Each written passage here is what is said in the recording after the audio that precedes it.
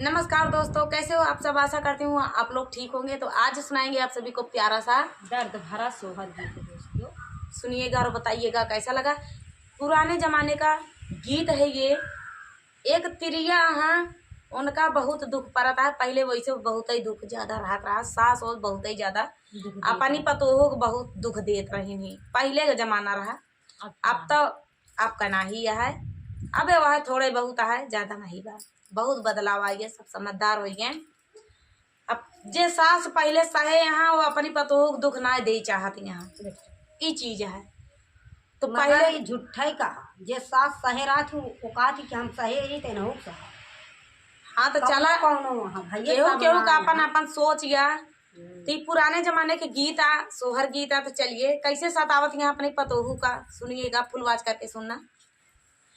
मचिया ही बैठी है सासू तबाऊ हरिया रजकारई बाऊ हरिया रजकारई हो सासू आजो मोरे छठिया बारहिया बीराना भैया मई बीराना भैया मई हो सासू आजो छठिया बारहिया बीराना भैया हाई बीराना भैया हाई हो। पहले के जमाना रहा, सास हो सुन लेत रही। नैहरे के मनाई आवता है ना, तो सास के जे चाहे जितना भरा रहा है वो उनके पाथर पानी पड़ जात रहा है। तो देखा का होता है।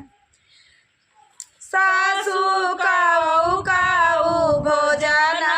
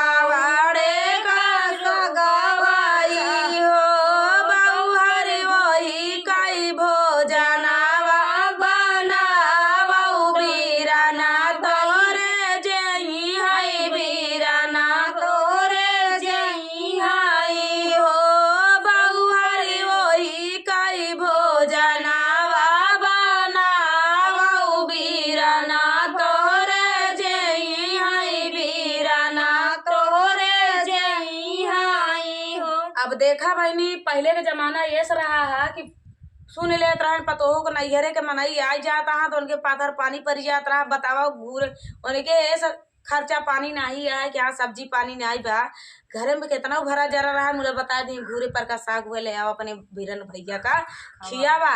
अब का है अपन बीरन भैया का ऐसा भेज भेज देंगे घूरे पर का दुख है। देखा कैसे का दुख है तब के जमाना का दुख। कोदाई बनावाई बहुहरी चकावड़ चकावड़े का रोटिया चकावड़े का रोटिया हो बहिनी रोई रोई जेवाना बनावाई तापिया का बोला मई बीराना बोला मई हो बहिनी रोई रोई रोटिया बनावई तापिया का बोला मई बीराना बोला जेवा। देखा अब आई गए हम सबका खाए पिए का बोलाए ली। अब का करे रूख सूख जौन उन पाइन तौन खियाइन तौन उन बनाइन। अब रोवता ही रोवत बोलाइन अपने पिया के बोलाइन जेवा बिना अपने भैया के बोलाइन कि आवा जेला जौन बनाए यही सूख रो जेवाना बैठे हैं पियावा तबीराना भैया तबीराना भैया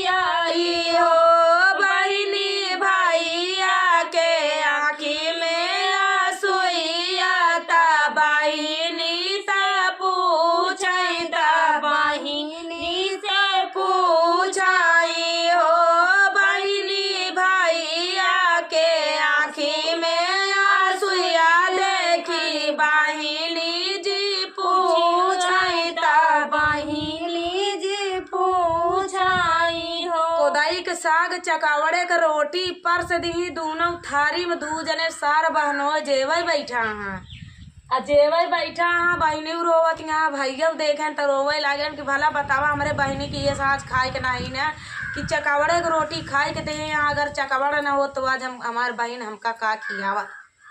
अब कोदाई के साग बतावा घूरे पर का साग लाए कि हमार बहनी जरूर रहे जेकरे तैनत खियाए लेकिन सास का बात देखा कैसे रोवत यहाँ।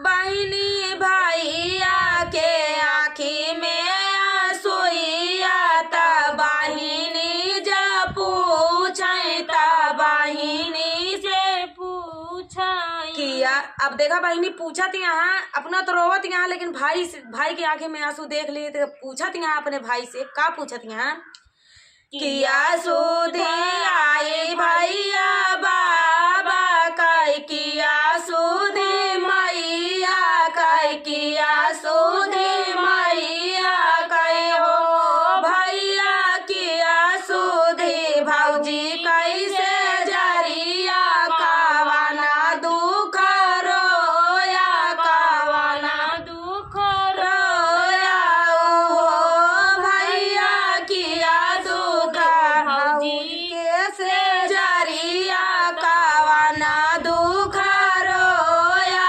कावाना दुख रोया। भैया का जवाब देता हाँ नाही सुधी आवाई बहिनी बाबा के नाही मोरे मैया के नाही सुधी मैया के हो बहिनी नाही सुधी भौजी कैसे जरिया तोहारा देखी रोए तोहारा दुख रोए नी हो बहिनी नाही सुधी भौजी कैसे जरिया तोहारा दुख रोए तोहारा दुख रोए नी हो बहिनी बाबा का रहलिउ दुलारी ता माया के पियारी ता माया के पियारी नी हो बहिनी हमारे नायाखी के पुतरिया ता जरी के कोयला भाइयो जरी के कोयला भाइयो हो बहिनी हमारे नायाखी के पुतरिया ता जरी के कोयला भाइयो जरी के कोयला भाइयो हो। अब देखा भाई है भाई से दुख बहनी के देख नहीं जाता है भाई चाहे जे हो छोट हो चाहे बड़ा हो बहनी के दुख कौनो भाई न देख पाई है। अब भाई के देख ले बहनी के ऊपर दुख है कैसे कहा था हाँ रोवे लागे। अब समझ गए चकवड़े की रोटी कोदई के साग देख के समझ गए हमारी बहनी का स्थिति है। देखा बहिनी देखी के तोरी दूर गतिया नया नया सुछल कई नया नया सुछल कई हो बहिनी देखी के तोरी दूर गतिया नया नया सुछल कई नया नया सुछल कई नामाई। अब देखा बहनिया का बतावत यह है कि का बीता है अपने ऊपर जौन जौन बीता है भैये से रोवत ही पपैये से रोवत ही। बहनी पहले के जमाना का बहन कैसी और का है अब तो फोन में यह बता देती हैं। पहले के जमाना में ढेर दिन बाद इस तो दूरी कई आवत रहे ना अपन बहन बिटिया दूरी कई आवत रहे ऊपर से साइकिल नहीं रहत रही कि अपने बहन बिटिया का हाल चाल ले आई केहू नाव हो बारी हो और केहू जात रहा संदेश आ जाए कि हाँ बहन कैसे यहाँ कैसे नहीं है चिट्ठी आवत रही तब का जमाना ऊ रहा कि चिट्ठी लिखी जात रही। अब देखा बहन अपन दुर्गति बतावत यहाँ के बड़े का हमका दुख है नावई माना भैया मई पीस नावाए माना कूट नावाए माना कूट हो भैया नावाई माना सिझाए रोसाइया जारी के कोयल भाए, जारी के कोयल भाए हो भैया नावाई मनसी जाए रोसाइया ता जारी के कोयल भाए, जारी के कोयल भाए हो सासु ससुर का खियाए ता नंदा का खियाए देवरा का खियाए ना हो भैया जावाना बाचैरा सोइया उहाई हम खाए तारुखी सुखी खाए ना हो भैया जावाना टूका बाचैरो साइया उहाई हम खाए तारुखी सुखी खाए अब देखा डराती बताऊती वहाँ अपने भाई से और डराती वहाँ कैसे डराती हाँ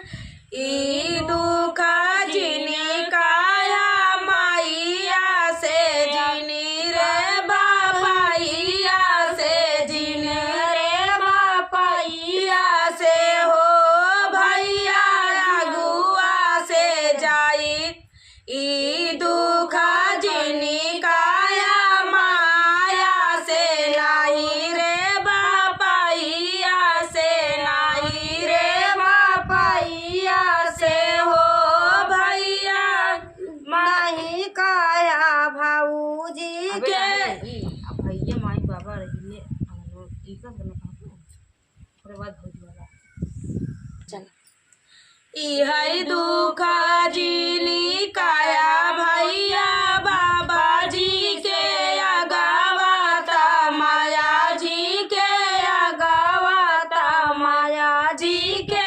अगावाई हो भैया माई बाबा रोई हैया गानावा बारूता दुखा होई है बाहुता दुखा होई है हो भैया माई बाबा रोई हैया गानावा बाहुता दुखा होई है बाहुता दुखा होई है दुख जिनी काया मोरे भाऊजी के अगावाता भाऊजी के अगावाई हो भैया भाऊजी बैठी हंसी है रसोइया माई ताना मारी है माई ताना मारी है हो भैया भाऊजी बैठी हंसी है रसोइया माई ताना मारी है माई ताना मारी है ई दुख काया भैया अगुआ से अगुआ के अगावाई अगुआ के अगावाई हो भैया जेना मोरी करैया गुआइया बिया हमारा चले बिया हमर माई हो भैया जेना मोरे करैया गुआइया बिया हमर करवाले बिया हमर करवाले ना हो। तो दोस्तों ये प्यारा सा दर्द भरा सोहर गीत आप सभी को कैसा लगा कमेंट में जरूर बताना दोस्तों। मिलते हैं अगले वीडियो में, तब तक के लिए नमस्कार। नमस्कार दोस्तों, कैसे हो आप सब? आशा करती हूँ आप लोग ठीक होंगे। तो आज सुनाएंगे आप सभी को प्यारा सा सुहाग गीत, सुनिएगा और बताइएगा कैसा लगा। बहुत ही प्यारा सुहाग गीत है। हारिल सुगना है और उसी सुगने से संदेश भिजवाती हैं। शादी पड़ी है, कन्या कहती है कि हे हारिल सुगना, बगिया का हारिल सुगना जाता चला जाता है हमारे ससुरे के देश, हुआ से संदेश ले आते कि का हुआ होता है, का कुछ होता है, का नहीं होता है, का बा का नहीं, का बा का नहीं है, का होता है कि का करता है हमारा सास ससुर, का करता है हमारा पति, का करता है हमारा देवर नंद जेठ जेठान, का करता है, का होता है हमारे ससुरे में। इच्छा जागी है, इच्छा होती है कि लिया हुआ देखिए कैसे यहाँ कैसे नहीं। तो चलिए सुनाते हैं, बहुत ही प्यारा है, फुल आवाज करके सुनना बहुत ही आनंद आएगा। चलिए सुनाते हैं। बगिया काया तू ही हारीला सुगाना यारे देखिया वा ससुर दुआरा रे लाला नामा यारे देखिया वा ससुर दुआरा रे लाला नामा। बगिया काया तू ही हारीला सुगाना यारे देखिया वा ससुर दुआरा रे लाला नामा। अरे देखिया वा ससुर दुआरा रे लाला नामा। देखिया वा मोरे सुगना ससुरे का रहिया अरे देखिया वा घरवा दुआरा रे लाला नामा। अरे देखिया वा घरवा दुआरा रे लाला नामा। देखिया वा मोरे सुगना ससुरे का रहिया अरे देखिया वा घर से दुआरा रे लाला नामा। अरे देखिया वा घरवा दुआरा रे लाला नामा। लाइया वा वन देखिया वा मोरे सुगना ससुरे का लोगावा अरे लाइया वा वन कई हाला चाला रे लाला नामा। अरे लाई आवावन कर हाला चाला रे लाला नामा।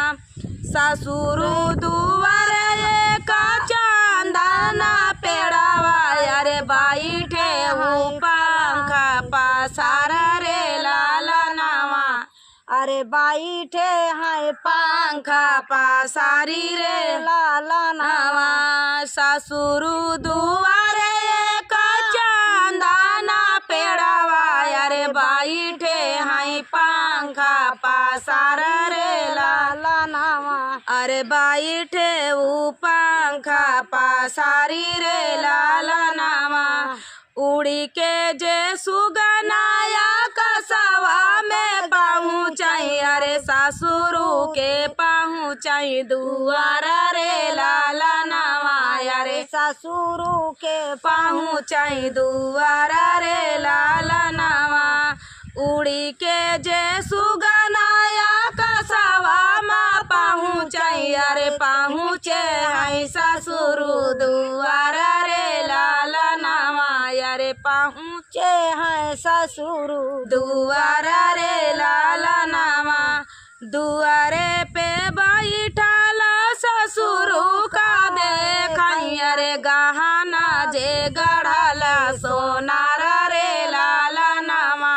अरे गहना जा गढ़ल सोनारा रे लाला नामा। हाथिया चढ़ल तोहरे जेठावा का देखले अरे वही पर से मोहरा लूटामई रे लाला नामा। अरे वही पर से मोहरा लूटामई रे लाला नामा। पांसा खेलत तोहरे देवारा का देखले अरे हाथावा रुमाला मुखा पाना रे लाला नामा। अरे हाथावा रुमाला मुखा पाना रे लाला नामा। बैठे आसन तोरे सजना का देखले अरे गुरुजी से ले तारा है ज्ञान रे लाला नामा। अरे गुरुजी से ले तारा है ज्ञान रे लाला नामा। बैठे आसन तोरे सजना का देखले अरे गुरुजी से ले तारा है ज्ञान रे लाला नामा। अरे गुरुजी से ले तारा है ज्ञान रे लाला नामा। मचिया ही बैठी तोरी सासू जी का देखे अरे नामुनी कराती सिंगारा रे लाला नामा। अरे नामुनी कराती सिंगारा रे लाला नामा। राम रसोइया तोरी जेठानी का देखे अरे नामुनी सानाई पिसाना रे लाला नामा। अरे नामुनी सानाई पिसाना रे लालनवा पनिया भरत पानी हारी ना देखे अरे जाई से चलाई रानावा सरे लालनवा अरे जाई से चलाई रानावा सरे लालनवा।